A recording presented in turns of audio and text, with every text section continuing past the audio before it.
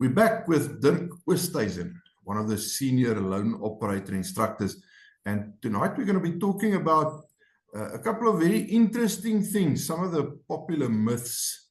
Some of them are probably not myths, but we're going to be talking about them that persist when it comes to long-range shooting.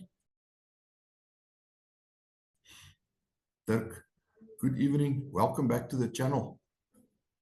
Hi, Rian. Thanks for having me. I hope it's a good discussion. Yeah, I think I'm looking forward to it. I think it's an interesting topic, this. And for the viewers, let's have your opinions in the comments. We look forward to hearing from you to get your ideas. If you differ from us, feel free. So, Dirk, let's kick off with the first one. The bullet will find its own way. So the myth being, once you zero your rifle, the bullet basically magically goes where you aim. It's like one of those laser guns that the stormtroopers use on the Death Star. Yeah, Rian, no, that's actually untrue. Well, depending on the distance that you're shooting, but there's a lot of variants that actually comes into play, especially when you do distance shooting, mid-range or long-range shooting. So time of flight, wind, gust wind, temperature, humidity, everything actually plays a role in long distance shooting, if I can say it like that. So, some of the points that I made some points for the discussion here is things like wind reading versus hope. Why perfect zero is only valid for one condition. The difference between mechanical accuracy and practical accuracy. And if zero was enough, then nobody would miss at 1,000 meters. Okay, Rian, let's start off with the first one. Wind reading versus hope. Wind is a primary source that actually cause a lot of missed shots in the mid-range section. On the hoping side, you always hope that you read the wind correctly. But one miscalculation or overcalculation can also create the miss. So wind reading is actually very important. If you are very, very good at wind reading, yes, then you will find that it's easier to read wind. But with wind, is it only one wind? Is it a crosswind, 9 to 3 or a 6 to 12? Doesn't really matter. But is there only one wind? Or the crossed winds, meaning from one side, on your side, the wind blows from 9 to 3, and 200 meters further, the wind blows from 3 to 9. Can you read that? Can you visually see your bullet traveling path and how it may influence the bullet on, let's say, a 5, 6, or 700 meter shot that you need to take? So, yeah, if you shoot the first one and it's on target and you send the next one and you hope it lands where the first one landed, it might happen, yes, but I would say 60 to 65% of the time, if you're not going to read the wind in between your shots, it will most definitely end up in a missed shot.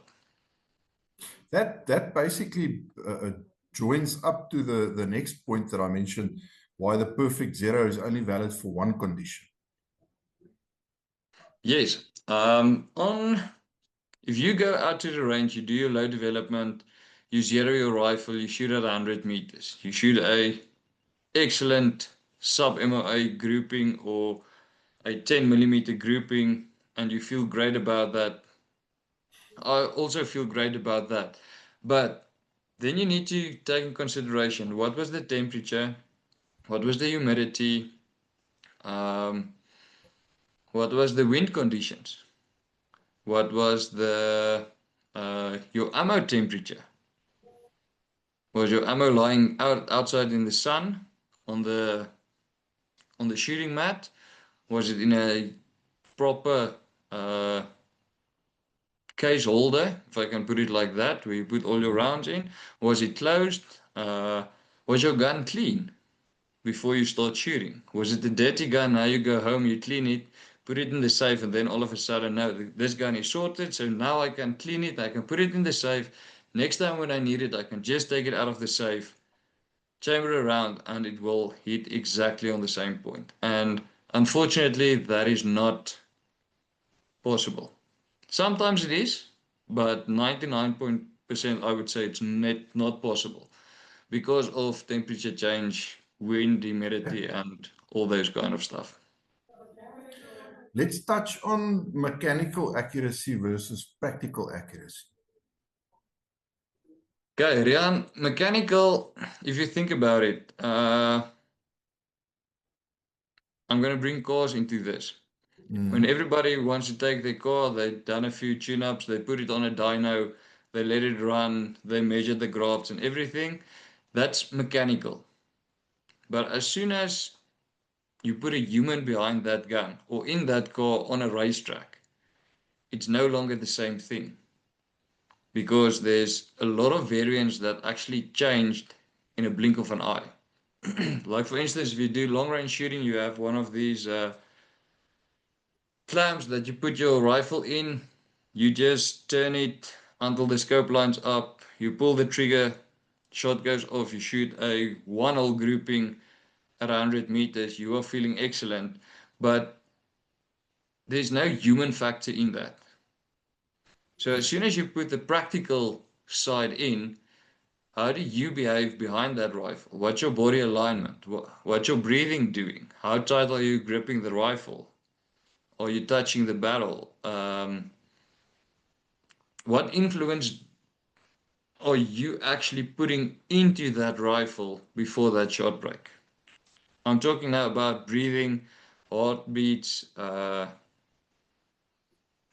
There's a lot of stuff actually, but yeah, it comes down to the fundamentals. Can you consistently apply your fundamentals to every time break that shot the same as the previous one?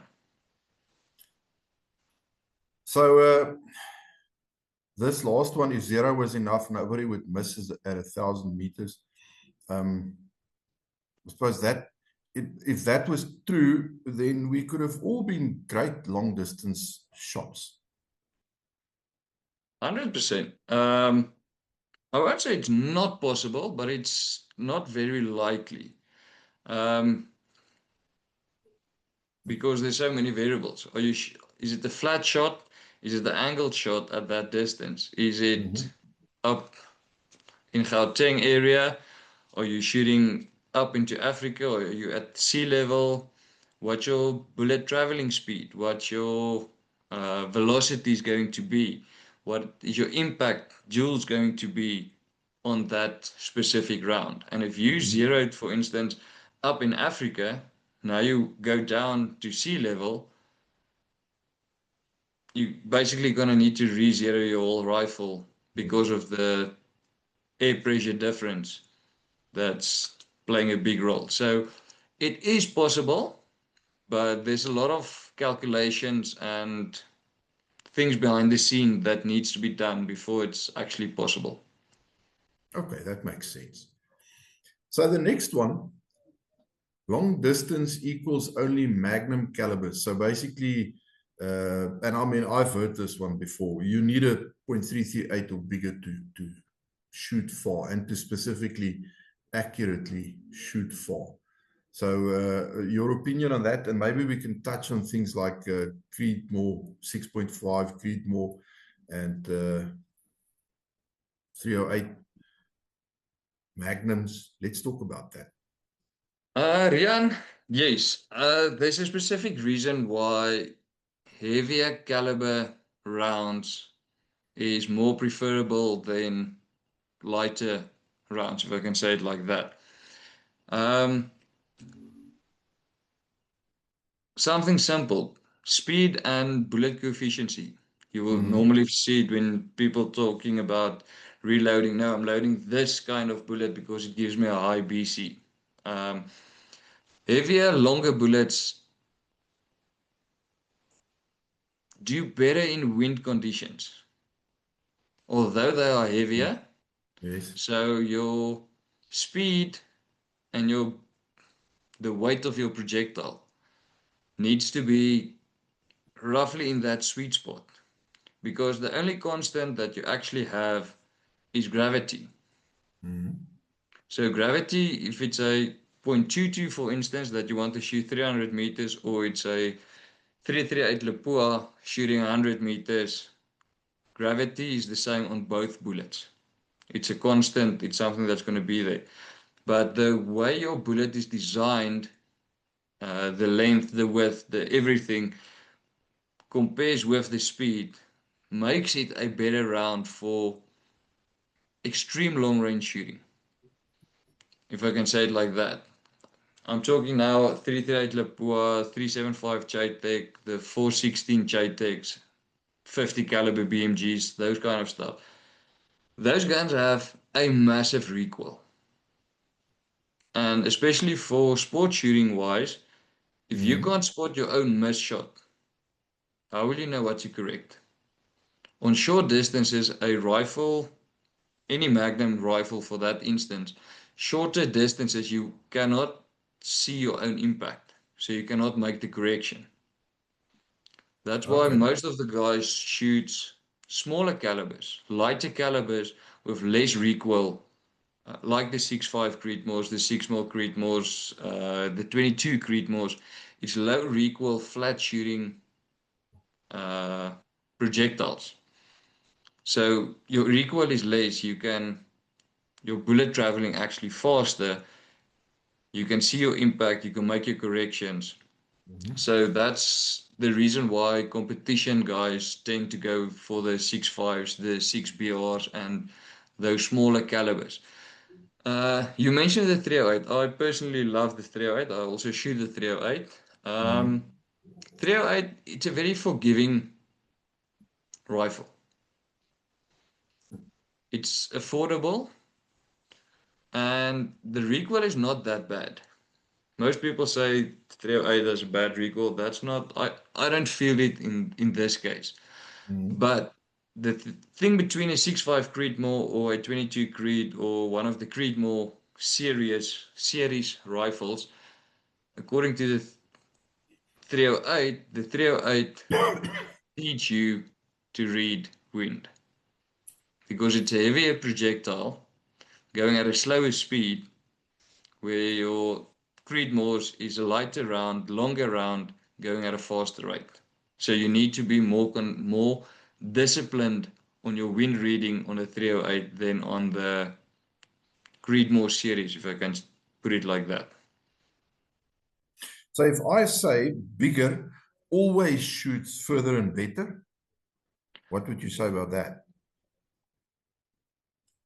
I won't say better, but I will say more consistently. Consistency is key. If you put a 10-inch target at 1,000 meters, my 308 versus, for instance, you have a 375 Chaitek, you will be more comfortable hitting that target shot after shot after shot after shot. Where I need to keep this in mind, the wind has changed, this has changed, am I feeling comfortable? Because the thing is, if somebody next to you is lying with a Magnum caliber, and I'm lying next to him with a smaller caliber, shooting at the same target, my mind plays a trick on me. He's got the bigger gun, he will win this round. And that's not always the case, but it helps. Definitely it helps. Because Okay. of that speed and the weight of the bullet, yes. Okay. So the next one is expensive gear makes you a long range shooter. That's about the same. No, it is the same, I think, as saying if I've got all the gear, I'm going to win the 94.7 cycle race, because I've got the fancy gear and the cycling shoes and I've got an 80,000 bucks bicycle. Your opinion on that? Training versus tech. Okay. Always start with training. If you have, I would say, bad fundamentals, if I can put that in one word, bad skills, let's say bad skills, and you need to more focus on the fundamentals. It doesn't help you go and buy a 200 or 300,000 rand firearm with a Nightforce scope and all the bling and think you're going to shoot better. Remember one thing, your gun can only shoot as good as the guy lying behind it, the person pulling the trigger. So if you can't pull the trigger, don't expect that this fancy gun or expensive gun gonna make you a better shot. So fundamentals outperform price tags every time.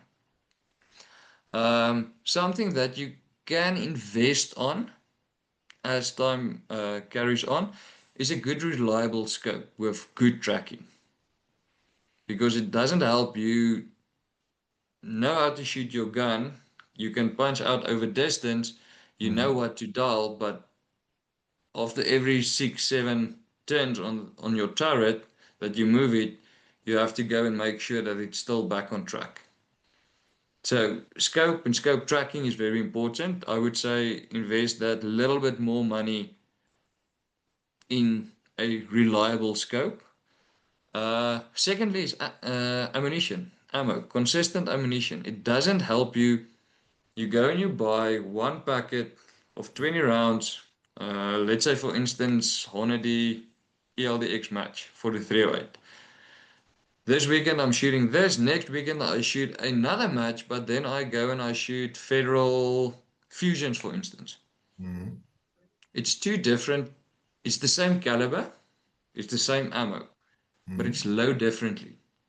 Your match ammo is, I would say, it might have one or two more quality inspections before they boxed it, where your hunting ammo, for that instance, is loaded, boxed, and it's shipped. It's tested, it's still tested. It will give you a maximum of 2 or 2.5 inch grouping at 100 meters. For hunting purposes, that's more than fine enough. But for match or competition shooting, you want at least something that gives you a 1 MOA grouping at 100 meters. So now I can finally drop my line that I've been looking forward to the whole weekend. A kid gets hyped up when he walks into a toy shop. I've been getting myself hyped up about this line the whole weekend, so I'm finally going to drop it. The credit card is not a ballistic solution. No. That felt so good. It was worth the wait because it's so true. Okay. Yes, good. Definitely. Rian, just to add you another thing. A comfortable, repeatable support gear, meaning a solid front rest, might be a bipod, might be an X-bag, might be a bean bag, and a proper rear bag makes a lot of difference. But it doesn't help you. You buy the best, but you don't know how to apply them. So that's where the training part comes back in. If you buy something, go and test it, work with it, see how it needs to be manipulated to work in your favor. Because what works for me might not work for you.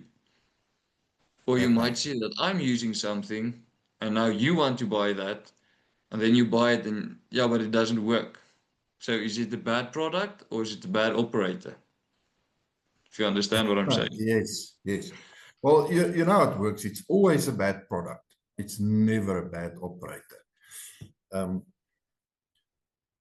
If you checking out this video, let me know if you agree with that. Wink. Dial once and shoot forever. We've touched on this. Once you've got your dope, you're basically set. True, not true? Rian, 50-50. Mm. It all depends on, let's start off your ammo, your ammunition. Are you doing your load development in summer times? And now you start shooting summer, autumn, Autumn. winter, right through the year. Mm. Remember previously, or just earlier, we talked about temperature. If Mm. a bullet is warmer, if it's a warmer day, your air is thinner, and if it's colder, your air is thicker. So that also plays a role in your bullet flight. Is it traveling faster? Is it traveling slower? So temperature, um, altitude, as we said, uh, Mm. might give you more bullet drop, might give you less bullet drop. Wind drift. Is the wind blowing from left to right? Is it 45 degrees, 15 degrees? What's your wind doing? Are you shooting in cliffs where the wind is turning? So now you not just have a left to right wind, but you also have up and down wind, if it makes sense. So that's why you will have a vertical and horizontal impact shift right through the year. So you hopefully are serious enough about it that you now keep all your data of your shots. Um, but it's not a guarantee, is it, that the data that I got yesterday is going to work perfectly today? It will never work 100%. It Mm. will be in the ballpark unless something big have changed. So meaning by something big change, I might zero my rifle with a muzzle brake on and everything is set up. But tomorrow when I go on a hunting trip, for instance, the farmer tells me, okay, you are not allowed to shoot with the muzzle brake. Now I have to put the suppressor on. As soon as I put the suppressor on, that's something drastically that changed. My barrel harmonics, the movement of the barrel as the bullet go through the barrel has changed. So of course my point of impact will also change. And if I take the muzzle brake and the suppressor off, I've changed that harmonics. If you don't Yes. tight the silencer or suppressor or muzzle brake the same, I would say, tightness, it will also change. So that's one of the reasons why it will never be 100% the same because of the conditions. Now, I'm not even talking about the weather. If you're shooting at 10 o'clock in the morning when it's 15 degrees, or are you shooting 12 o'clock in the afternoon when it's 45 degrees? Is the wind picking up? Is the air dry? What's the humidity and stuff like that? So number 5, if you miss, just add more elevation. So basically, the myth is that every miss is an elevation problem. Rian, yes and no. The reason why I'm saying yes is if you can't spot your vapor trail, if it's possible to see a vapor trail, Mm. you might see, is the vapor trail moving over the target or under the target? But if you can't see the vapor trail, just to add elevation, um, yeah, sometimes it will work, sometimes it will not work. Because now the question is, how much elevation do you put on? Is it just a But little? Are you holding a little bit to this side, a little bit to that side? To add elevation is not always the answer. But if you can spot your impact, then you can see that it might not be an elevation error, but a horizontal error, meaning you have misread a wind reading, mm, or the wind might have picked up, or the wind might have died down. But it's also difficult if you have a target standing alone, and then you have a backstop 30, 40, maybe 50 meters behind it, if that bullet's going to miss that target, you will see the impact on the berm at the back. But that's over distance. So you Yes. might shoot over the target and it impacted low on the target. So now by adding elevation, what's going to happen? You might hit straight behind that target and you will not be able to see it because your bullet is flying over your target. And that's why I say if you can see the vapor trail, it's easier to make adjustments for the next shot. How many shooters misdiagnose the misses? Rian, on that one, it's a difficult one to say because you might have somebody that's using his rifle only for hunting purposes. And we always teach stay in the scope. After that first shot, follow through, get behind the scope, see what's happening through the scope. Don't lift up your head to try and see. You are looking through a magnifying glass. Why do you want to leave the rifle to look over it? So use your scope to see what's happening, especially in a hunting environment. But if you do competition shooting, gongs or steel plates or whatever the case might be, then it's important to be able to see what are you missing. Are you missing to the left, to the right, high or low, to make a better correction. So I would say it's important, but it's not always possible. I can use myself as an example. On my 308, I can only see my own impact past 500 meters with my suppressor that I had on 2 years back.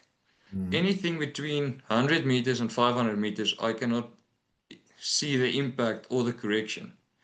But past that distance, then I can actually see, okay, I hit left, I hit high, or I hit low. And that's just for the case the recoil. The recoil on the firearm pushbacks and it comes forward. That's why the guy's adding muzzle brakes. It takes a lot of that recoil away so that you can actually see where your bullet impacts. If you need to make corrections, you can make your corrections on of what you actually see. Okay. The next one is a cold bore shot is the only shot that matters.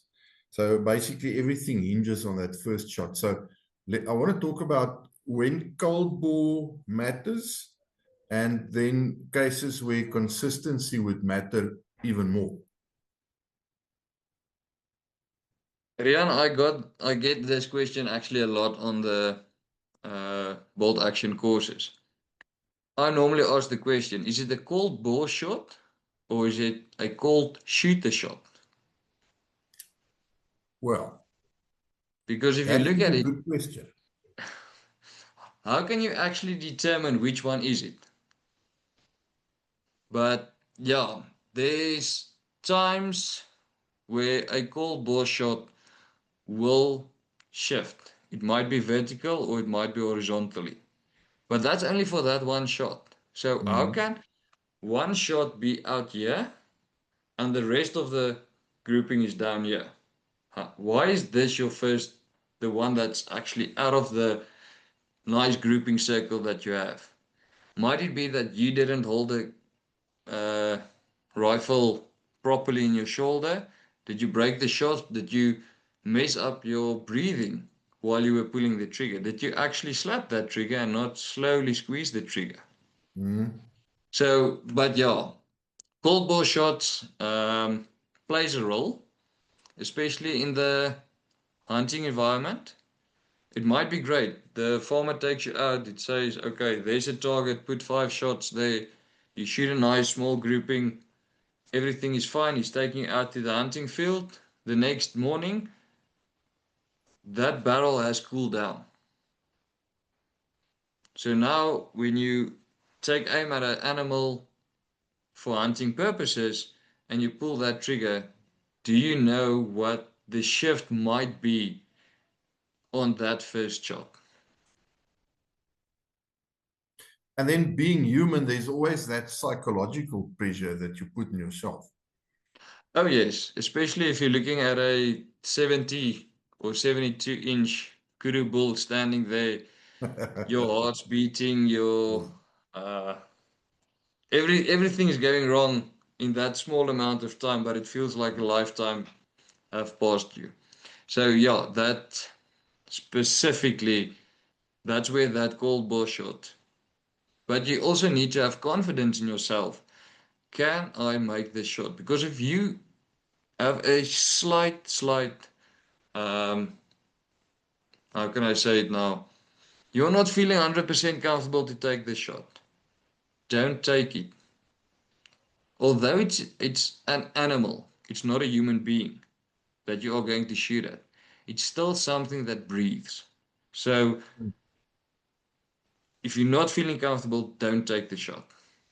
Either wait it or leave it. Rather leave it, let it live, than you shoot it and you cause pain on that animal and you never find it and it dies somewhere in the field. For what? Just I because agree. you didn't feel comfortable taking that shot. Or even just for your ego. That's not worth it. I fully agree with that. Rian, on ego, yes. As soon as you can remove the ego out of the shooting community, I would say 80% of the feelings inside the shooting community will improve. Because ego is playing a huge role. It's Yep. not just competition shooting, but it's I have a gun, I can do this, I can do this. Just remove the ego completely out of it. Treat yourself as if you are a normal human being. Yes, you might know you are capable of doing it, but you don't need to ride that ego horse just because you want to. No, I agree on that one. I definitely do agree on that one. And I think the next one kind of fits in with that ego part. Ballistic apps replaced skill, where basically the myth is technology has made long range shooting easy. Um, I wouldn't say it made it easier. It, yeah, okay, let's say it made it easier because now all of a sudden I have a device that can tell me the wind speed. It can tell me the wind direction.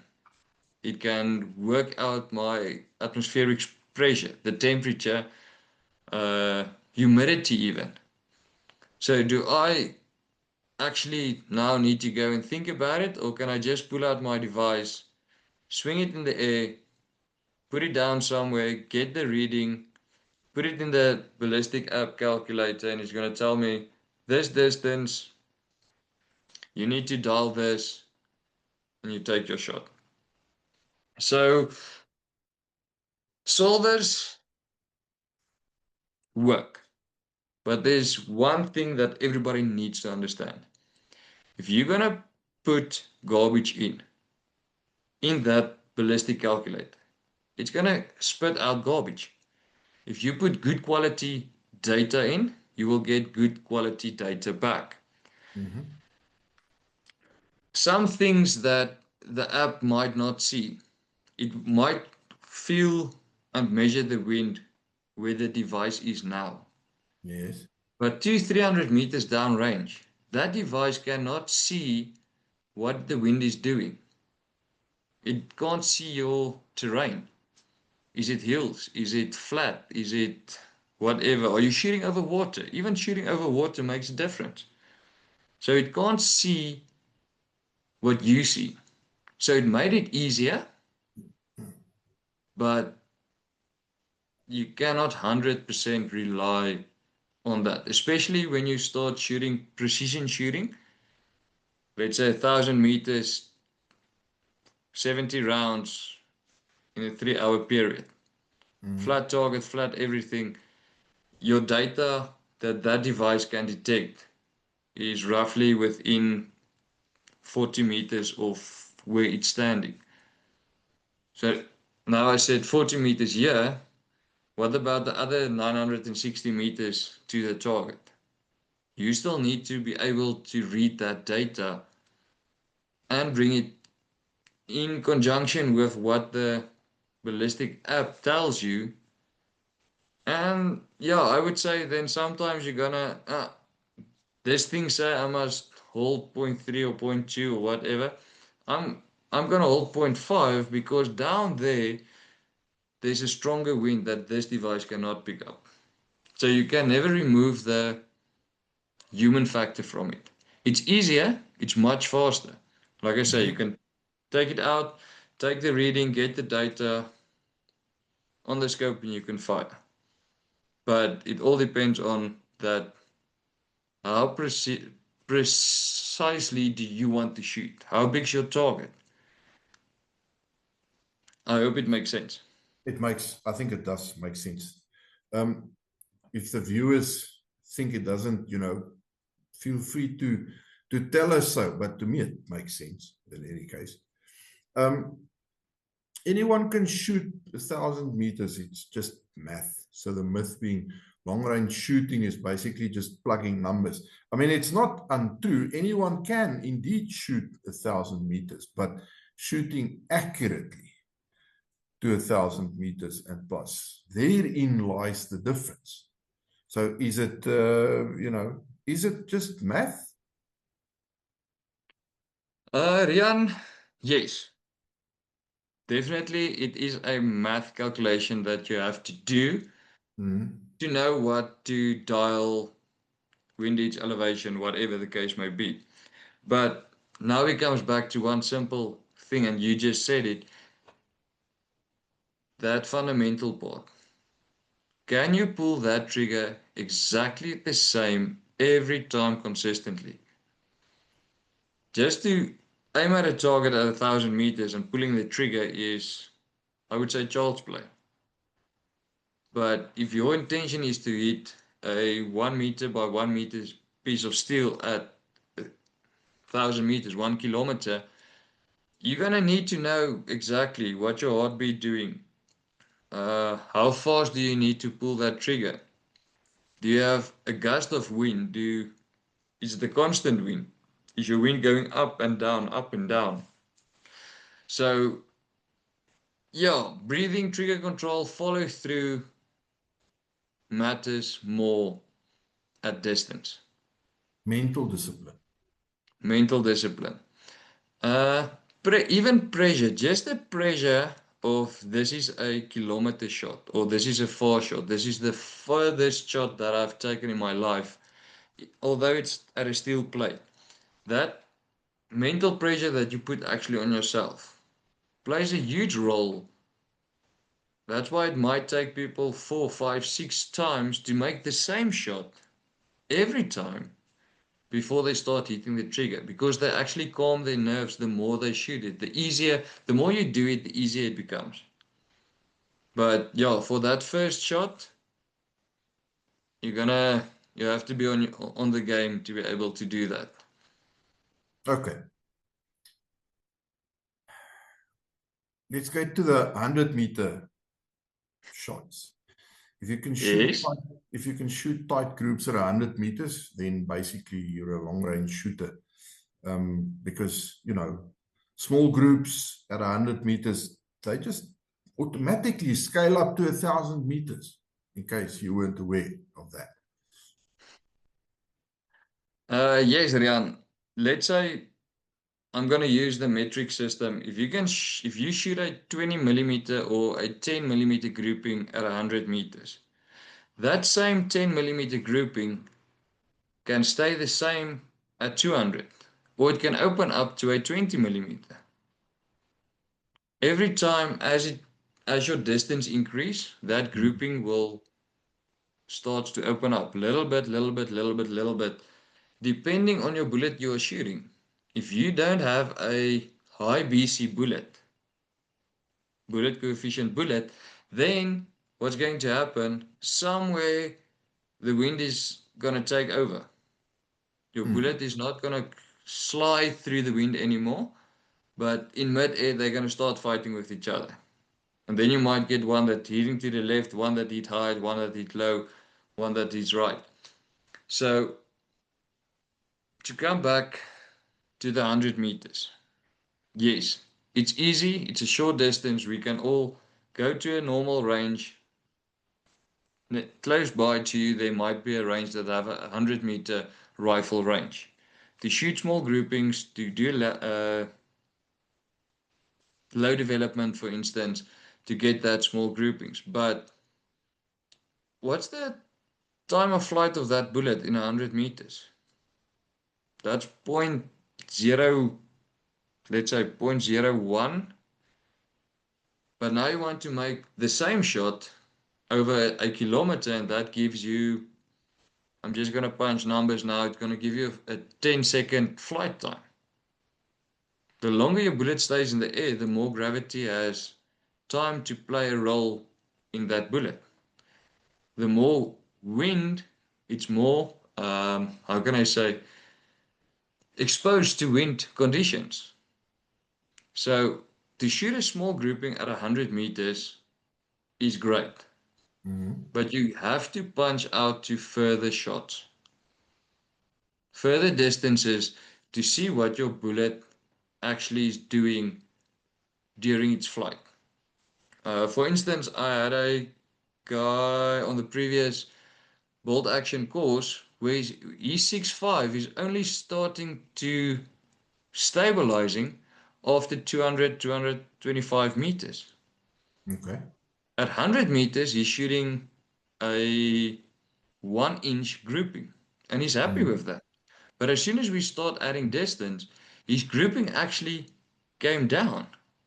He shot a 15 millimeter grouping at 225 meters because that bullet started to stabilize. Okay. That's interesting. So now, is that a bad bullet for a 100-meter shot? Or does he now know that his bullet starts to stabilize at a certain distance? At 100 meters, it will never tell you, okay, everything, every condition, everything is up to standard where it needs to be. So it's good to have a 100-meter zero to know where everything is, but I wouldn't say zero your rifle at 100 meters and now all of a sudden go out and try and shoot 1,000 meters. Work in intervals, work up to that, but never think, okay, this is my grouping here. If I'm going to change over to a longer distance, it's going to be the same. I would say 99% of the time it will not be. So it's a very different skill set, and I suppose mindset. Yes, definitely, yeah. Okay, so basically, precision is not the same as distance mastery. No. For instance, if you have a bench rest shooter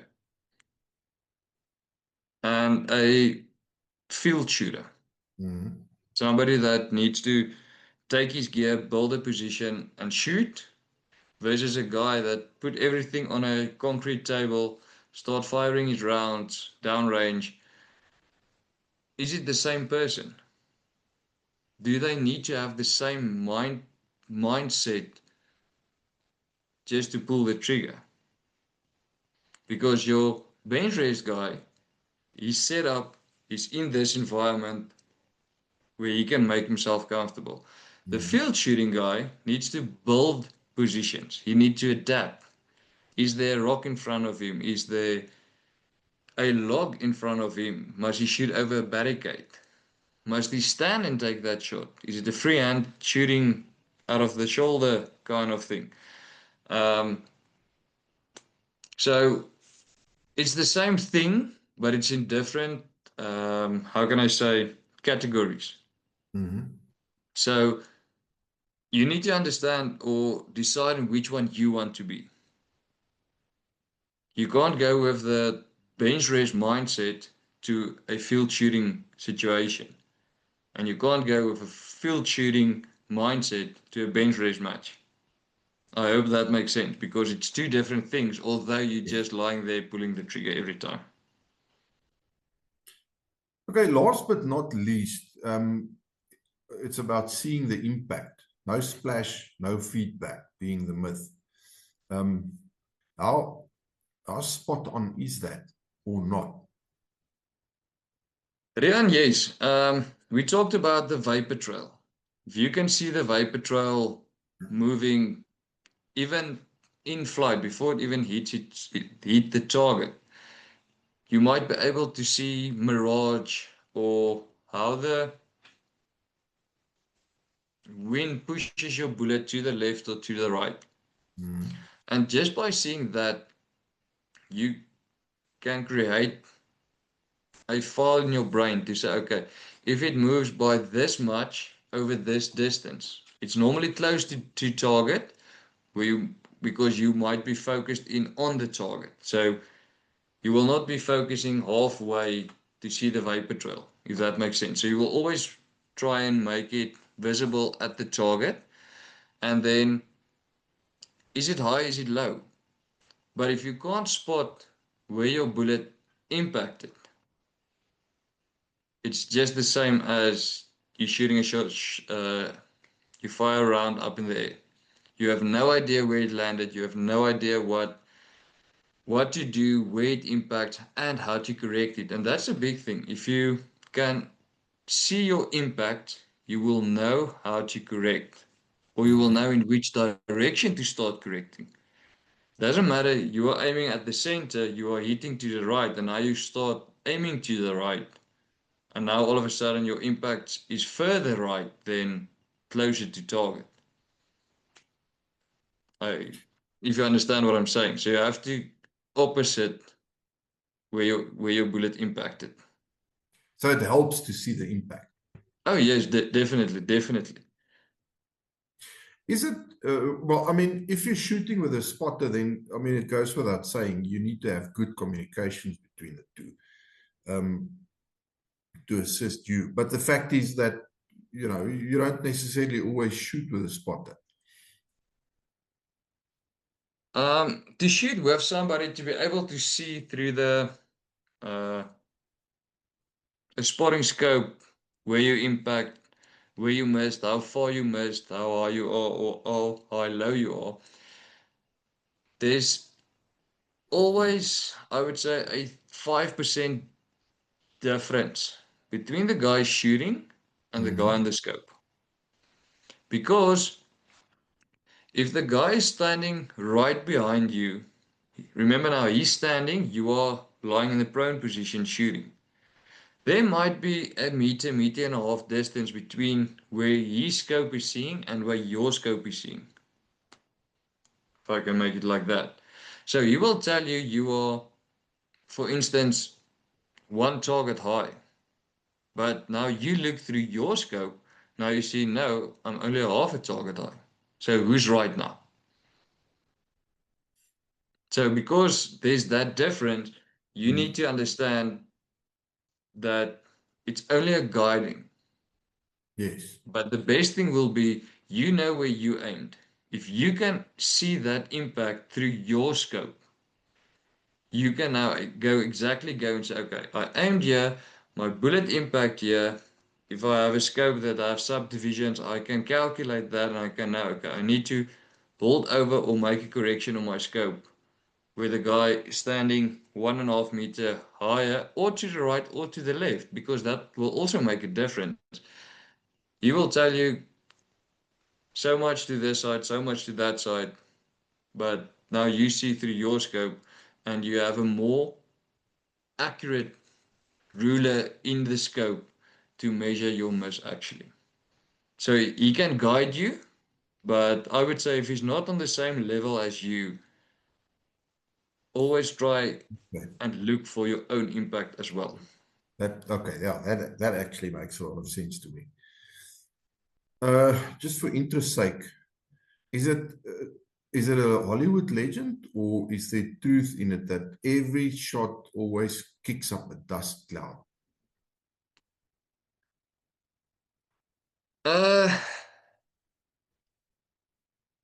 It's a myth. The reason why I say that, okay, every round when it hits a surface, it might be dust, it might be a concrete floor, whatever it might be a rock even. It will kick up some dust. It will. But now the problem is you are shooting a field match. There are 1 meter high grass around your target and behind your target. And it's thick grass. So now your bullet flying into that grass and you will not see the dust. So does that mean that there's no dust kicking up? Or is there just obstructions for you not to be able to see the dust to make your corrections? That's what I would say. No, I'll take it. I mean, there are practical conditions that may influence it. So, and if it ends up, in the grass, there will probably still be a dust cloud, but your odds of seeing it is a lot less, I reckon. Okay. Definitely. So for the viewers, I hope you found value in this discussion. I hope you found it interesting. Remember, this long distance shooting isn't magic. It's not secret calibers. It's not this mythical dope. It's fundamentals. It's consistency, and it's discipline. It's mastered over time, and it's not just bought over or from a shelf. It's something that you must practice, and a lot. Dirk, unless you've got something to add, I'm going to end it there.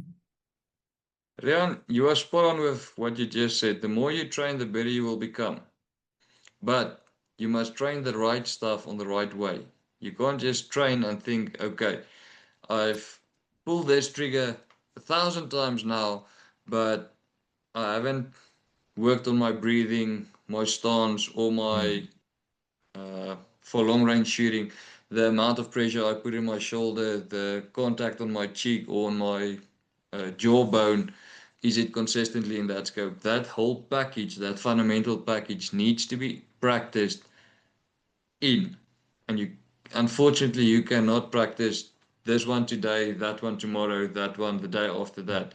It needs to be a whole package. Every time you touch that rifle, I would say at least 5 minutes, just go through that motions to make sure that you stay on the ball. If you like this video, please click the like button. Please subscribe to the channel. That helps tremendously in the algorithms. And smash that bell icon so that you get notifications of all our new videos coming out.